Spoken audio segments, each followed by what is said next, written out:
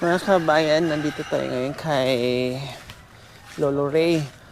Hala, nasaan na yung kubo?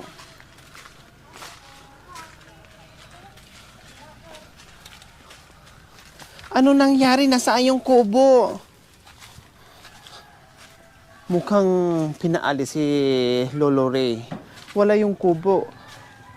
May hollow blocks. Hello. Yung kubo. Ay, binalik doon sa ano? Kasi magpapabahay na yung ba. May-ari. Kaya yan na, nakapag-umpisa na po eh. Ah, okay. Naibalik po doon Diyos ko, nagulat ako kung saan na yung kubo. So, ayan po mga kabayan. Gagamitin na pala yung lupa. At pupunta tayo dito sa dati niyang tinirahan. Yung dati niyang may kubo-kubo. At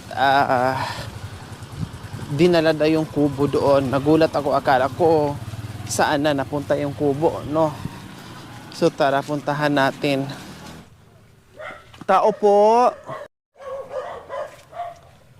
Tao po. Hello. Hello. Ano nangyari? Naku, good afternoon. Ano nangyari? Ba't nandito po kayo? Kasi nagpapatayo ng ng... Sinong kasama niyo po dito? Wala, kahiga ko lang, di pa Oo, ako. may asawa na kayo. Ayun, nakahiga, oh.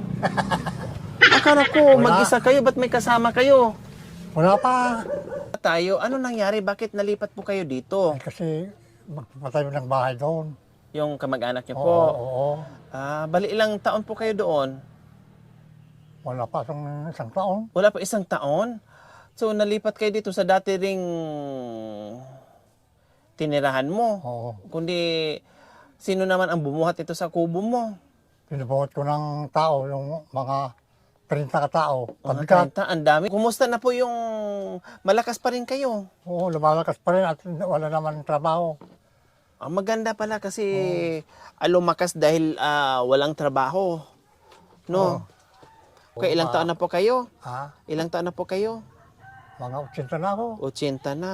Sa trabaho, kaya lang nag-exercise ako, kaya malakas akong Tama lang yun. Kailangan exercise. Oo. O, kumusta bahay natin? ito na Nagulat ako. Akala ko ano yung nakalambitin. Hoy, kapares yung tinignan mo doon sa, ano bang bundok yung doon sa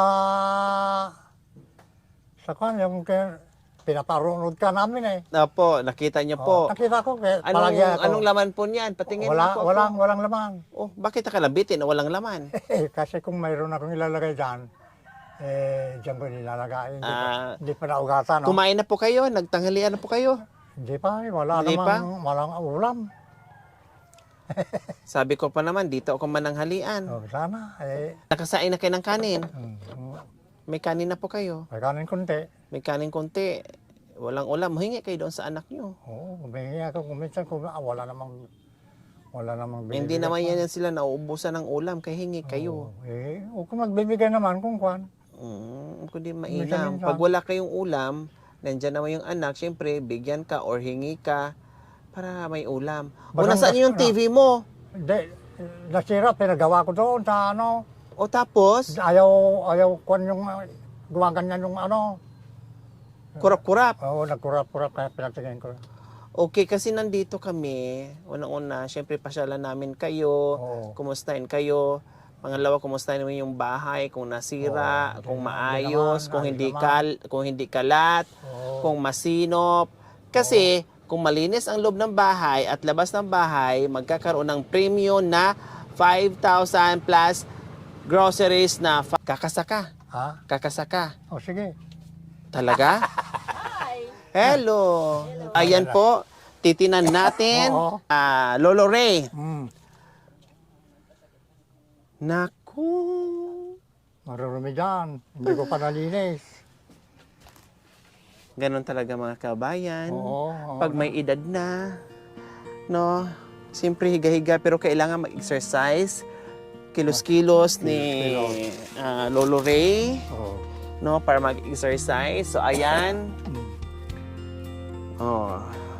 Siyempre mga kabayan, mag-comment kayo sa lahat ng pinasyalan natin na bahay kung sino yung deserve na makakatanggap.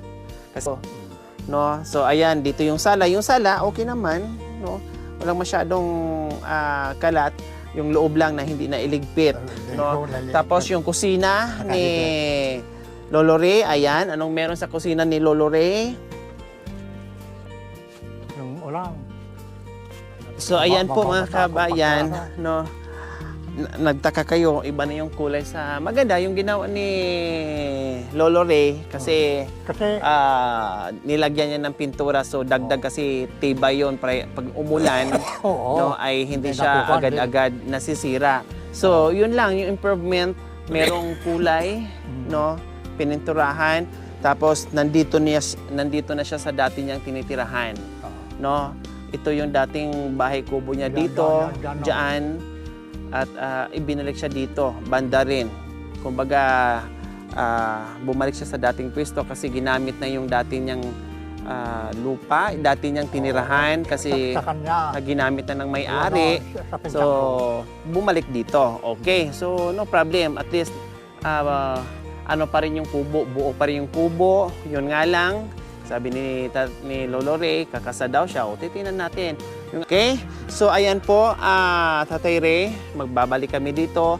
No? Ibig sabihin, pag meron kaming bit-bit na maraming groceries at mag-abot ako sa inyo ng 5,000 cash, ibig sabihin, kayo ang nanalo na isa sa pinakamalinis na bahay. Mga kabayan, dalawa po ang manalo sa atin. Tayo, may sponsor tayo.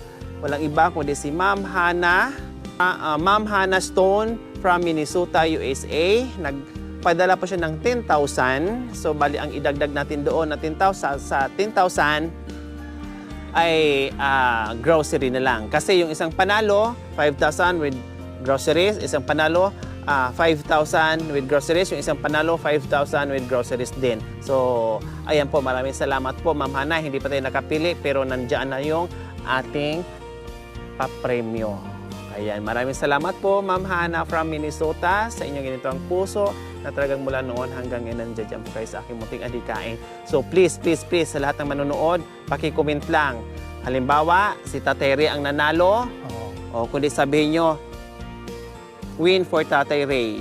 O, Tatay Ray. So ibig sabihin, Tatay Ray, siya ang nanalo. So ganoon na po mga kabayan, kasama ko po kayo dito sa mag-judge sa lahat ng ating pabahay. Okay?